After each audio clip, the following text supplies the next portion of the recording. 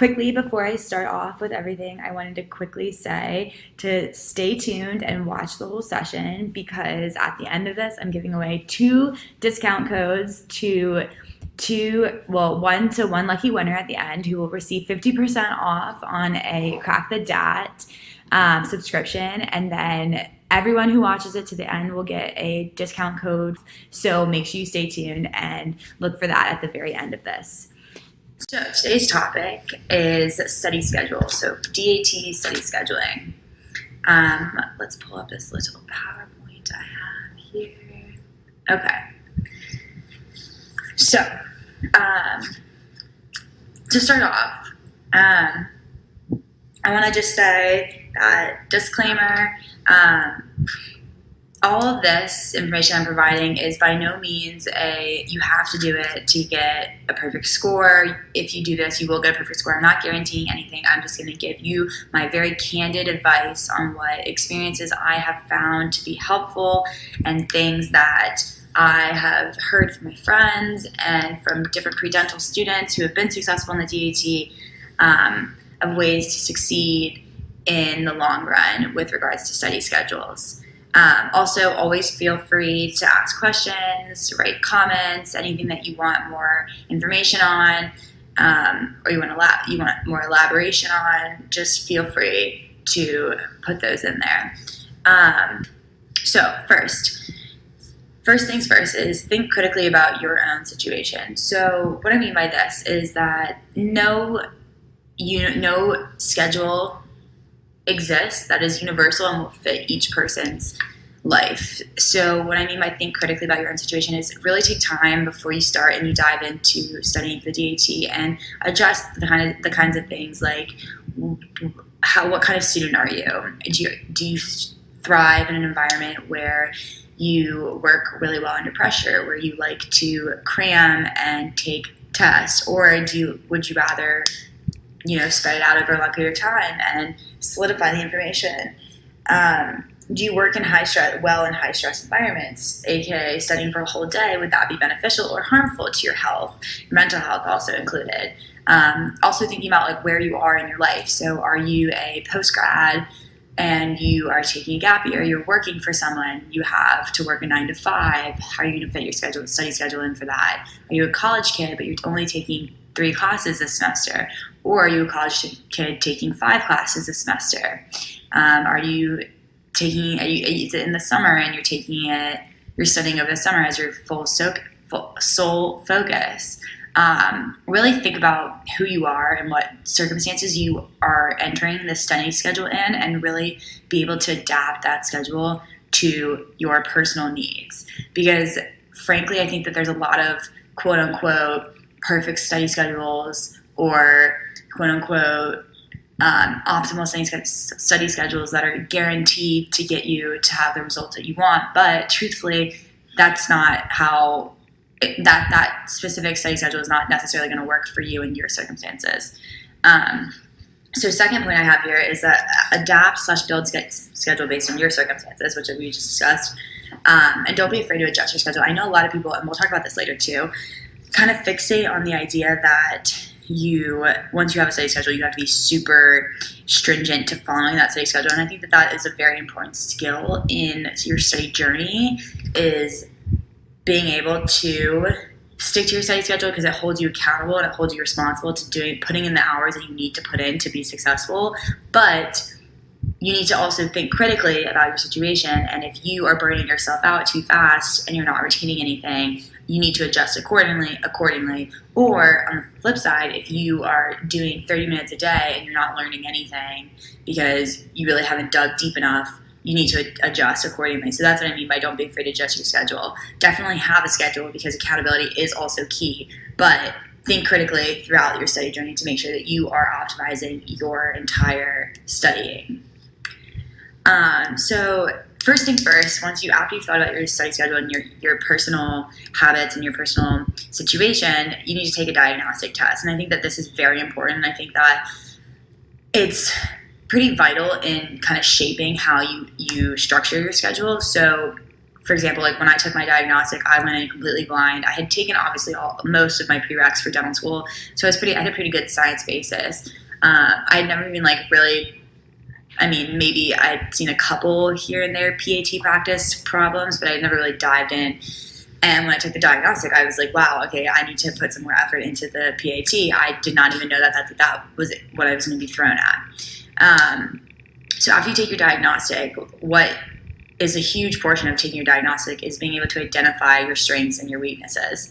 And that's not just based on the score report, but also how you felt you knew the material. So for example, I took a couple diagnostics where I felt like I was absolutely blindsided guessing every answer for my bio section, and I ended up getting a really good score, but that does not necessarily mean that I knew those answers or that I was really good at bio, aka it's my strength. It just meant that for that one specific test, ended up being a good guesser, which is an important skill to have for test taking, but that does not mean that I did not need to study in the bio section.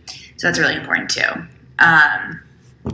Secondly, is kind of use this to guide your schedule. So, for example, like I said, once you combine what your strengths and weaknesses are based on the score, but also based on how you felt you did or knew the material, use that to then adjust what hours you're going to be needing to put into certain sections.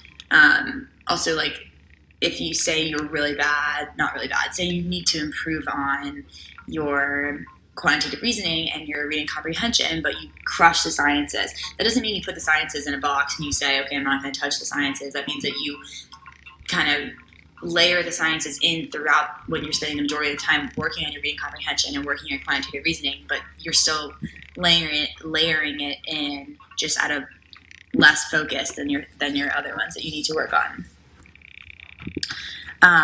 Next is balancing schoolwork studying. So again, kind of what I mentioned earlier about being not afraid to adjust your schedule. This is where I'm going to talk about make a schedule and stick with it. So I think that when you have to balance, which everyone has to, balance school, work, studying, social life, and like personal life, there's so many things you have to balance regardless of what kind of student you are coming in to study for the DAT.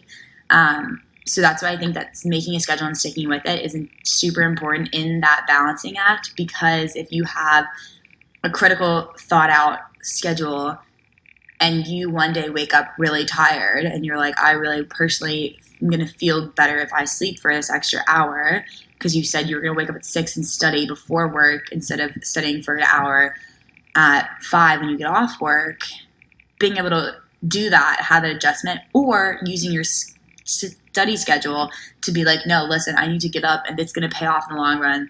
So having that sort of stringent boxes to check is really important in holding you accountable and making sure you follow through with what you told yourself you're going to do. It also does help a lot to having the schedule written out, because once you start grinding on studying, all the days slightly blur together in the sense that I couldn't tell you 2 weeks ago on Tuesday what exactly I studied unless I looked at my study schedule.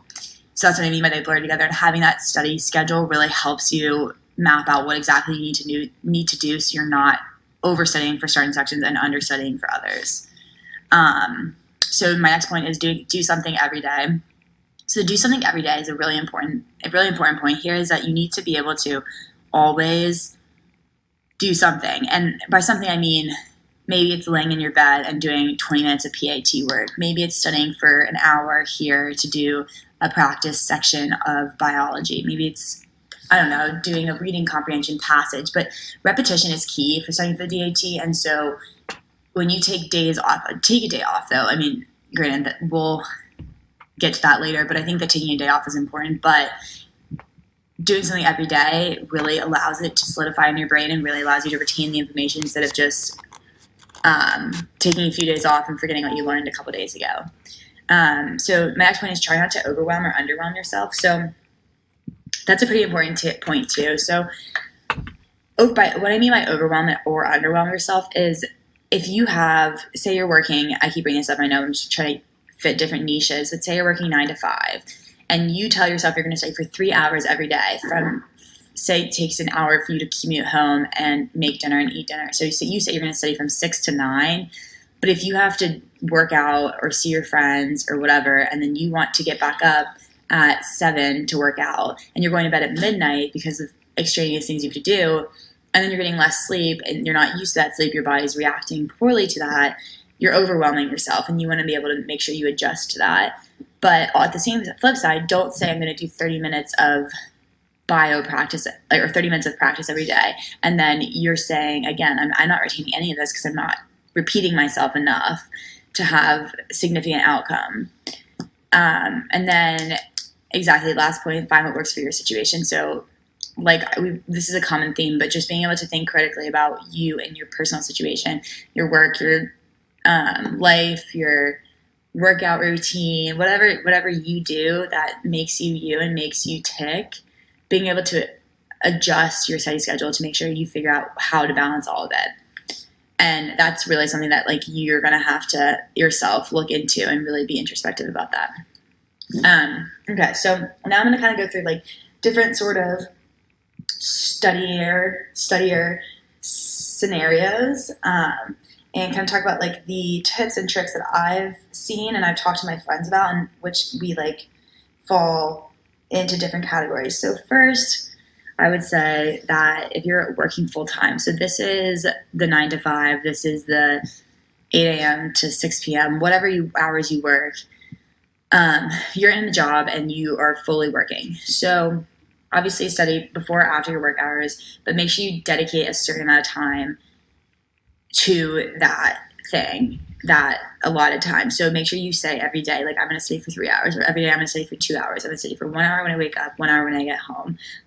Just, again, making sure you very consistently place that marker in. Use the weekends wisely. This is something that has been really emphasized to me from my friends who were both full-time students and full-time employees, is that your weekends need to become your best friend, in the sense that they need to become the time that you take those full-length practice tests that take a whole day, whole morning, where you need to sit down and really practice and do the whole test, so you build up that stamina and you build up that endurance to do a longer test, standardized test like the DAT is. And then lastly is being transparent with your employer. I know that I have a lot of friends who are working in dental offices who are also studying for the DAT, and mentioning that to them, also they get really empathetic for that, because they had to go through the same thing at one point in their lives as well, and one point in their careers. So they're empathetic for that, and they also bring up interesting things in relation to how it also relates to their practice, or oh, I had this tip and trick, and they also then get more. If you mention that you were really tired, or you aren't performing as well because you're studying for this, it just to me it just brings out a way better relationship between you and your employer, and that's really important, especially when you're going through a stressful time as studying for the DAT. So next part is the full-time college student. So this was as I was in college when I was studying for the DAT. I didn't fully start studying it. We'll talk about this after, because I'm the last minute studier. But the full-time college student, a lot of my friends did this.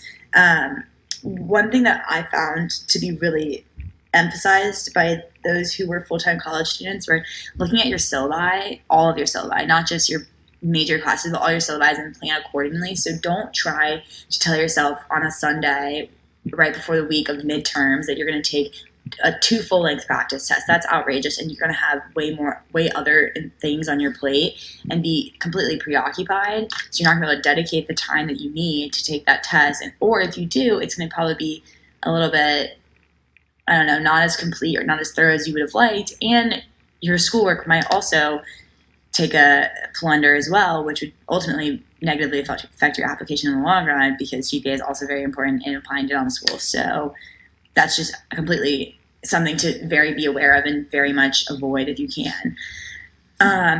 So study with consideration of corresponding core science classes if applicable. So what I mean by this is, if you're taking biochemistry and physiology and anatomy all at the same time while you're studying for the DAT, a lot of that is going to be very relevant for your studying. So if you have a day where you have a biochemistry lab, a physiology class, and anatomy class all on the same day on Tuesday, say, and you're in class for, I don't know, 7 hours studying biology, I would wait to stagger your biology studying for the DAT until the next day, so that you're staggering it and you're retaining and you're doing the repetition that is needed to put those facts into your memory.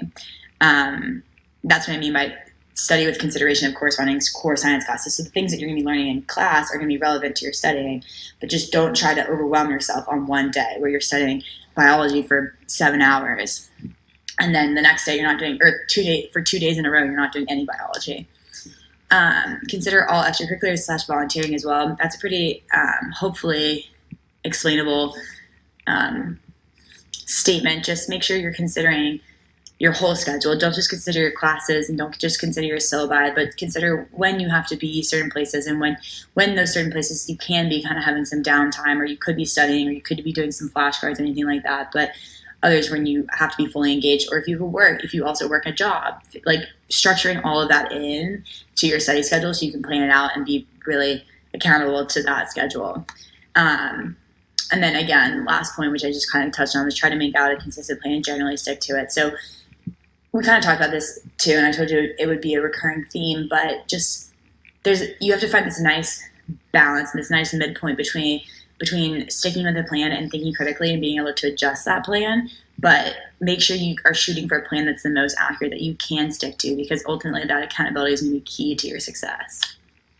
So the last minute studier. So I was a last minute studier, and I did this personally because I do better. I do well when I have to be put under pressure, and when it's kind of crunch time, I step up to the plate and I perform because there's no other option, right? So first thing is, I would say there's no shame in doing this. I think that a lot of things when I was studying, a lot of the study guides and the study schedules I was reading were kind of shaming last minute studiers. They were saying that, the last minute studier is not necessarily going to be effective, and you need to be studying for at least 12 weeks to be able to get all the information in. And truthfully, I don't think that you ever could be. You're never going to memorize everything that you need to know for the DAT. There's going to be a random question in biology about some random species of birds or something that you have no idea, but there's no way you could have prepared for that. So I think that that's silly within itself. But don't if you're like me and this is how you choose that you're most effective in studying, don't be discouraged by what you see out there. Again, it's all very personal. Your study schedule is very personal to your life and your situation and how much time you can dedicate. So with that being said, if you are a last minute studier, you're going to want to dedicate a lot of hours to this studying. You're going to want to essentially make this your full-time job, or as much as you can. So I studied for, I don't know, probably about 4 weeks and 4 or 5 weeks. And I studied every day. I took 2 days off. I studied every day from 9 a.m. until 9 p.m., 9:30 p.m. And I took a 1 hour break to have dinner. And I was doing a working lunch in the middle. So I was a little bit burned out at the end of it. I was definitely ready to take the test and be done. But that was kind of how I needed to do it in order to motivate myself and push myself to getting all the information. Because if I was doing it any longer than that, I would have completely not been able to retain anything and just be completely burnt out. So if you're going to study in a shorter amount of time, you definitely do need to put the hours in it and make it into your full-time job, because ultimately you can't cut. If you're going to cut, my whole thing is that, say, what's the book? 10,000 hours is what you have to put in to be an expert in something. So say you wanted to put in, this is totally arbitrary numbers, but say you wanted to put in 100 hours in the DAT, and you are going to do 1 hour every day or every week for 10 weeks. That's 100 hours. So if you're going to cut that time in half and have five weeks studying, you need to be doing 2 hours a week. Just stuff like that, where you can't be cutting corners and not putting the time in. You just need to be able, if you're going to go for the last minute study and cut the week amount of time, you're going to need to up the amount of hours that you're doing per day. Also, it's okay to take small breaks. So that's kind of what I was talking about earlier about taking breaks, like taking a day off, taking a weekend off, taking a work day off, being able to really monitor yourself. And that's what my last point is prioritize your mental and physical health. So if you're someone who has to work out to feel clear-headed and feel very motivated, then you need to prioritize that. If you're someone who gets really easily overwhelmed and needs to meditate every day, or if you need to meditate, those are two different things. If someone who gets really overwhelmed when you have a lot on your plate, being able to recognize that and manage that, or if you just need to meditate every day and have a clear head in order to study effectively, you need to prioritize those little things. Don't cut corners to study and fit more hours in studying, because ultimately your mental and your physical health is going to be what is reflective in how well you can perform and how well your body is going to be able to put up for you. So lastly, I think this is, my last little section is take two. So this is someone who's already taken the DAT, and I think that also, amazingly, you are in a really unique situation if you've already taken it and this is your second go around. Because you have done the full test and you've gotten a score report and you can see exactly what you need to do. All diagnostic tests are just baselines. They're guesses. They're very educated guesses because there's a lot of data into how you arrive at a score. But this is the real deal. So first, I would say, is reflect on how the test day went. So that's kind of, by this question, there's a lot of, and one of the podcasts we're going to do later, one of the live broadcasts we're going to do later this summer is about the test day. And there's a lot of nuances to the test day that I had no idea what to expect going into it. And coming out of it, I could have done a lot of things differently. But if you didn't perform as well as you would have liked, reflecting on how that test day went and to see if there was anything that caused you to trip up or anything that like really detrimentally affected your score via the environment or the information or the timing of the test or how you did the writing on the laminated sheets, just a bunch of different little factors that you don't necessarily think about until you take the test. So reflect on that. And then secondly, and ultimately very important, is reflecting on the score report. So see what areas that you did not perform as high as you would have liked and targeting those. And tackle those problem areas really hard is what I would suggest, is that now that you have an official score report under your belt, taking those scores and looking at problem areas and then really aggressively attacking those. And then I would say with your, because you also ultimately have already studied for the DAT once. So you're not starting new, you're not doing a baseline, you're starting with a very solid foundation on studying. So you just need to really polish up the areas that you performed well in, because you don't want to forget everything that you had already learned, but then tackling the areas that you did not perform as well in very aggressively so that you can get those areas up while maintaining the other areas that you performed how you wanted to, keep them at the level that you performed. And then obviously once you get to that approach, once you get to that kind of full, well-rounded approach to studying, then that's when you need to use similar approaches to what we talked about earlier. So take that and then think critically about your situation, and then take the time to sit down and figure out what's going on with your life, what's going on in your circumstances, and then choose the type of studier you want to be, and then build your study schedule. But that, once you get to that point, it's kind of similar to what we had talked about earlier, so I'm not going to repeat all of that. So lastly, kind of as a little wrap-up point, just some general tips about creating the study schedule is use downtime to do a lot of your PAT stuff. So a lot of your PAT generators and stuff, it's a lot of repetition. It's a lot of just familiarizing yourself with how those questions work.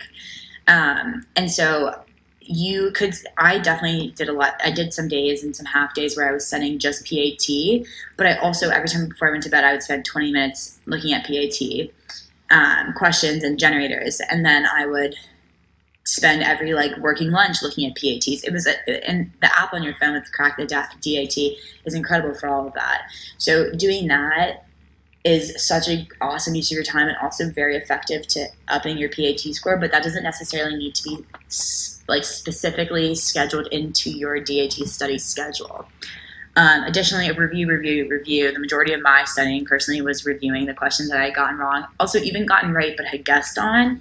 So don't sit there just doing as many questions as you can is what you need to do, because you need to get exposed to all the questions, but being able to go through and review those questions is even more important. And that's how that relates to studying scheduling, is that you could take a practice test or take a practice test section, and then the next day, don't review it that day because you have it fresh in your mind, and you can review it the next day. Or you could just be like, I'm going to take the bio review this morning and dedicate my 3 hours to doing that and reviewing it very hard. But so being able to think critically about your review sessions along with your study sessions, don't just block times to take tests, block times to also review it. Watch explanation videos. Also, that is an incredible tool and also helps so much in the long run. So you're not just reading something and regurgitating, you're actually learning, you're trying to understand what's happening. So this explanation videos is also an incredible resource, and definitely look for kind of anchoring that into your study schedule as well. And then ultimately, set a test date and stick to it. You will be prepared, I promise you. I think everyone, honestly, I've ever talked to kind of feels like either I'm so ready to just take this and be done, or it's a mix between that and I'm not prepared at all. But you're going to have both of those feelings, and you're going to do well, and because you prepared, and if you've stuck to your study schedule and you've critically thought about it and you've critically adjusted it and you've really put the effort and time into it, you will be prepared. You just need to stick to your test date. Ultimately, trying to push it back or saying you're not prepared and altering your study schedule to add or take away weeks just gets more confusing and adds more stress to your life than you need at this time. So now that we've come to the end of the podcast, thank you guys so much for listening. We are going to give away the coupons and the discount codes. So I'm going to pick one $50 or 50% off winner from the listeners who have stayed tuned in. That will be announced in the comments. And then I will DM you via the Crack the DAT account and give you the information on how to redeem that. But for everyone else, even if you stayed tuned in and you did not win the 50% off coupon, everyone gets a 10% off coupon code. So if you go sign up for Crack the DAT, and use the coupon code STUDYDAT now. That'll be open for a week. So starting today and going until next Tuesday, you can use this coupon code, share it with your friends, give it to anyone you would like, and just really use it and join and sign up for Study for DAT now, because it's one of the most incredibly resources and will really help you in the long run. Also for questions, just keep putting them in here. We will keep writing them in the comments.